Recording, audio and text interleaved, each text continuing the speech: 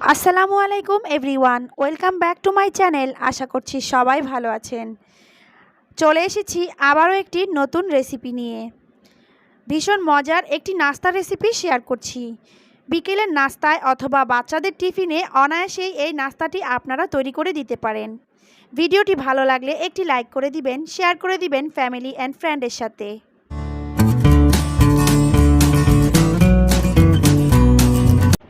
একটি মিক্সিং বলে 1 কাপ পরিমাণ ময়দা দিয়ে দিচ্ছি, 1 চা চামচ চিনি দিয়ে দিচ্ছি, আর দিয়ে দিচ্ছি 1 চা চামচ ইস্ট, 2 চা চামচ দিয়ে দিচ্ছি সয়াবিন তেল, স্বাদ মতো লবণ দিয়ে দিব,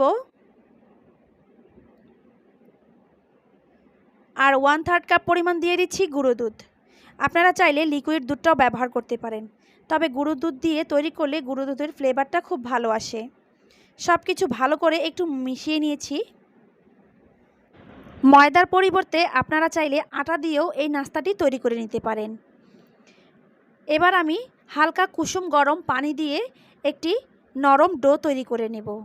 অবশ্যই কুসুম গরম পানিটাই ব্যবহার করবেন, এর থেকে বেশি গরম হলে ইস্ট অ্যাক্টিভ হবে না। একটু একটু করে পানি দিয়ে আমি একটি নরম ব্যাটার তৈরি করে নিয়েছি। একদমই এরকম থকথকে ডো তৈরি করে নিয়েছি। এবার আমি হাতের মধ্যে আরও 1 চা চামচ পরিমাণ তেল নিয়ে নিব। তেলটা দিয়ে আমি ডোটাকে আরও কিছুক্ষণ ভালো করে একটু মথে নিব। খুব ভালো করে ডোটাকে মথে নিয়েছি। এখন ঢাকনা দিয়ে ঢেকে একটি সাইডে রেখে দিব। চুলায় একটি প্যান বসিয়ে 2 টেবিল চামচ পরিমাণ তেল দিয়ে দিয়েছি, আর হাফ কাপ পরিমাণ দিয়ে দিয়েছি পেঁয়াজ কুচি। পেঁয়াজটাকে একটু নরম করে ভেজে নিয়েছি। এখন অ্যাড করে দিচ্ছি আগে থেকে রান্না করে রাখা গরুর মাংস। এভাবে আগে থেকে রান্না করে রাখা গরুর মাংস দিয়ে অথবা মুরগির মাংস দিয়েও আপনারা নাস্তাটি তৈরি করে নিতে পারেন।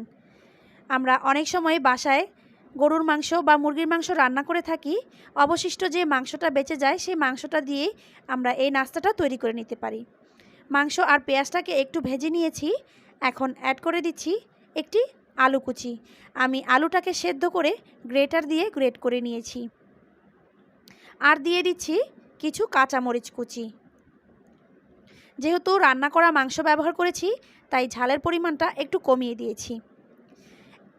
1 চা চামচ দিয়ে দিচ্ছি সয়া সস, আর 1 চা চামচ দিয়ে দিয়েছি টমেটো সস। এবার সব কিছু ভালো করে একটু মিশিয়ে আমি 1 প্যাকেট ম্যাগির ম্যাজিক মশলা অ্যাড করে দিচ্ছি। এতে করে যে কোনো নাস্তার টেস্ট দ্বিগুণ হয়ে যায়। এবার সব কিছু ভালো করে একটু মিশিয়ে আমি চুলো থেকে নামিয়ে নেব। নাস্তার জন্য পুরটা একদমই রেডি। এবার ডোটাকে আমি হাত দিয়ে চেপে একটু বাতাস বের করে নিচ্ছি। ডোটা ফুলে অনেক ডাবল হয়ে গেছে। ডোটাকে আলতো হাতে আমি একটু মাখিয়ে নিচ্ছি। খুব বেশি জোরে মাখানোর কোনো প্রয়োজন নেই। আলতো হাতে একটু মাখিয়ে আমি 2 ভাগে ভাগ করে নিচ্ছি। 2 ভাগে ভাগ করে আমি 2টি লেচি দিয়ে 2টি রুটি বেলে নেব। খুব বেশি পাতলাও না, আবার খুব বেশি মোটাও না। আমি মিডিয়াম সাইজের 2টি রুটি বেলে নিচ্ছি। একটু মোটা করেই রুটিটা বেলে নেবেন। আমি বেলে নিয়েছি, ঠিক এরকম মোটা পুরুত্বের রুটি বেলে নিয়েছি। এবার একটি সসপ্যানের ঢাকনা নিয়ে নিয়েছি। সসপ্যানের ঢাকনায় আমি পানি দিয়ে ব্রাশ করে নিয়েছি। এবার এই ঢাকনার উপরে আমি একটি রুটি বসিয়ে দিচ্ছি। অবশ্যই পানি ব্রাশ করে রুটিটি বসিয়ে দিবেন। এবার আমি রুটিটাকে চেপে চেপে সসপ্যানের ঢাকনার মধ্যে খুব সুন্দর করে সেট করে দিচ্ছি। এবার যে পুরটা তৈরি করে রেখেছিলাম সেই পুরটা আমি খুব সুন্দর করে পুরো রুটির উপর এভাবে বিছিয়ে দিয়েছি। এবার ওপর থেকে আরও একটি রুটি দিয়ে আমি সুন্দর করে সেট করে দিচ্ছি। আমি রুটিগুলোকে খুব সুন্দর করে সেট করে গোল করে নিয়েছি। এবার নাস্তাটাতে খুব সুন্দর একটা ডিজাইন তৈরি হওয়ার জন্য আমি এভাবে করে ডিজাইন করে দিচ্ছি। এতে করে নাস্তাটা খুব সুন্দরভাবে সেট হয়ে থাকবে, আর একটা খুব সুন্দর ডিজাইনও তৈরি হয়ে যাবে। মাঝখান থেকেও আমি একটা ডিজাইন করে দিচ্ছি। হাতের সাহায্যেই দেখুন কি সুন্দর একটি ডিজাইন তৈরি হয়ে যাচ্ছে। আপনারা চাইলে ডিজাইন তৈরি না করেও এভাবেও রুটিটাকে তৈরি করে নিতে পারেন।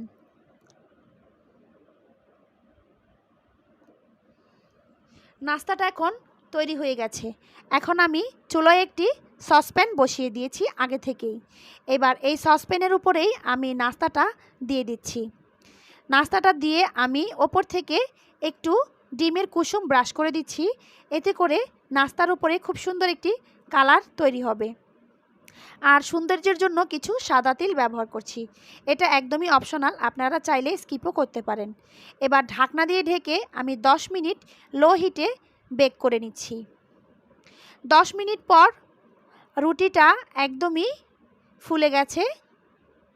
এবার ওপরে একটি কালার তৈরি করার জন্য আমি সসপ্যানের ঢাকনাটাকে ঠিক এভাবে উল্টে দিচ্ছি। আপনারা দেখেই নিশ্চয়ই বুঝতে পারছেন আমি কিভাবে উল্টে দিয়েছি।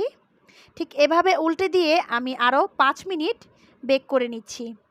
5 মিনিট পর দেখুন ভীষণ সুন্দর একটি কালার চলে এসেছে নাস্তার উপরে। এতটাই সুন্দর কালার এসেছে আর এতটাই সফট, দেখে বোঝার উপায় নেই আপনি বাসায় এই নাস্তাটি তৈরি করেছেন।